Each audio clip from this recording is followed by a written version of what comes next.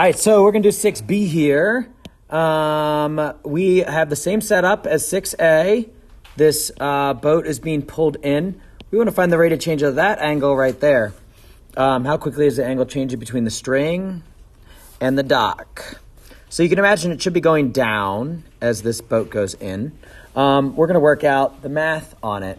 So the first thing I'm going to do is draw a little right triangle. I'm going to label my theta. I'm going to label the sides. I know this is 10 and that's fixed. I know this is X and it's changing and it is 20 at the point that I care about it. And then I know that this is Z. It's also changing. It's going in and it's Z prime or dz dt is -2. I do know the dx dt from here, but you'll see that I'm going to try to avoid using it. So, however we're doing this, we want to kind of use a trig angle, sine, cosine, or trig function, sine, cosine, or tangent, because that's how we incorporate the theta, that also involves this 10.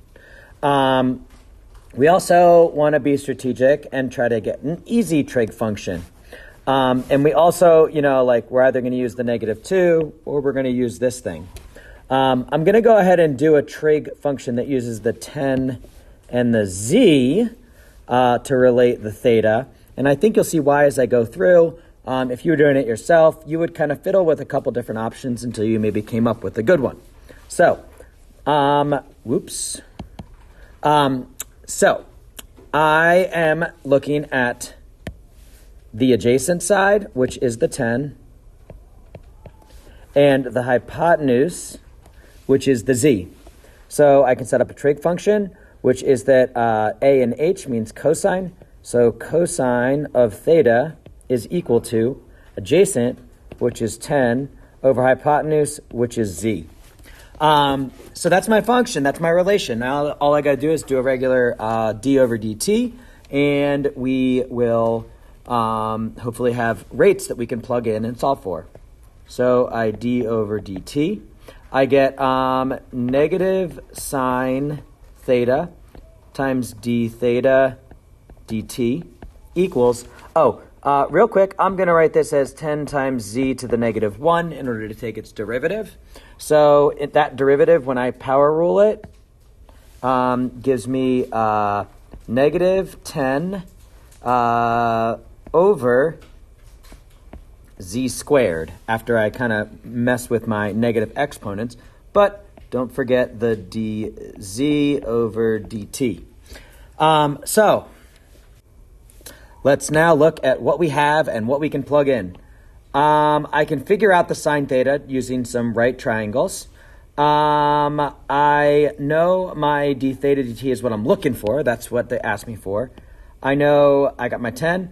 Z is this thing, and I actually found z back here. It was root 500. And I know my dz dt is -2. So let's go ahead and plug some things in. I'm actually going to start with the right side first. So I'm going to write my d theta dt. I'm not going to write my sine theta yet. Actually, let's cancel out these negatives. When I multiply by a negative or divide by a negative on both sides, they become positive. So equals 10 over. All right, so let's look.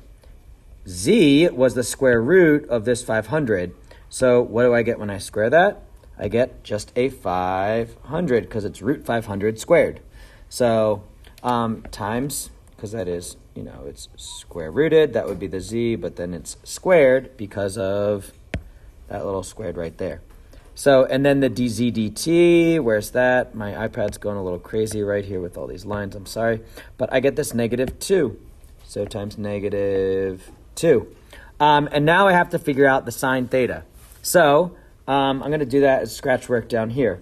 Sine of theta is, opposite over hypotenuse, which is, in this case, that's going to be x over 500. Now, what's x? Well, we know x is 20. So I'm going to put my 20 in. So I get sine of theta is, I'm just going to write it as 2 over 50 because a pair of zeros will cancel.